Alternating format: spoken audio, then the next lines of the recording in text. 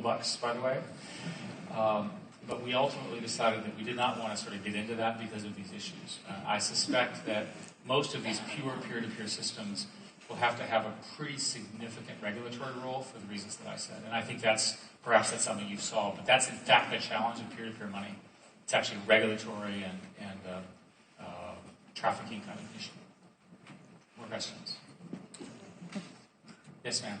Hi, you're talking about the internet almost as a human right. From that perspective, how supportive are you of the idea of having the internet controlled by international organizations, such as the United Nations, for example? There's a lot of concern among the internet community about the transfer of control of the internet to the ITU. The ITU is a magnificent organization that's done a great job in telecommunications, in managing sort of the interoperability. The principles of the way the internet has worked are different from those of the ITU. So if the real question you're asking is, how do I feel about moving into the ITU? My question would be, what's broken?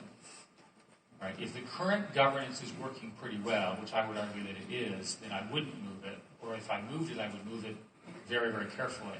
There's a lot of concern in the internet community that a movement of the internet governance, and in particular control over naming, DNS, all that kind of stuff, into an organization like the ITU would further balkanize the internet by allowing it to be broken into pieces which are regulated in different ways. That would be a disaster. It may seem interesting to a local business because they might get some competitive advantage, but the core thing that the internet has done is it has flattened access. It has given access to so many different people. So in the sum, the openness and interoperability that's possible on the internet is one of the greatest achievements of mankind in our lifetime. Do not give that up easily. You will regret it. You will hate it. Because all of a sudden, all that freedom, all that flexibility, you'll find it chipped away for one good reason after another. I cannot be more emphatic. Be very, very careful about moves which seem logical, but have the effect of balkanizing the internet. Question over there. Right. Yes, sir. I'm from that part of the world that has the other 5 billion people who don't have access to the internet. What's Google doing right now with regards to technology? Which country are you from? Nigeria. Okay. So let's use Nigeria as an example. Nigeria is an important country, lots of economic growth, difficult to get to. There's a fiber optic cable that comes down from Portugal that goes along in basically the Atlantic Ocean and comes into, I think, Lagos. And then from there, you have satellite links around the towns, or in some cases, microwave links. So when we look at that, we say, what's the biggest problem?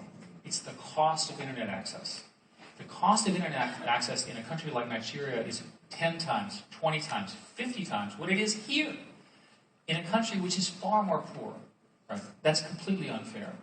So there's a number of things that we can do. Obviously, we can improve the connectivity, help fund access. We can also put in proxy caches, which again give a local speed up and take bandwidth off of the expensive satellites and keep the content local. So the general strategy for a country like Nigeria, which has worked in many other African countries, is start with the access question.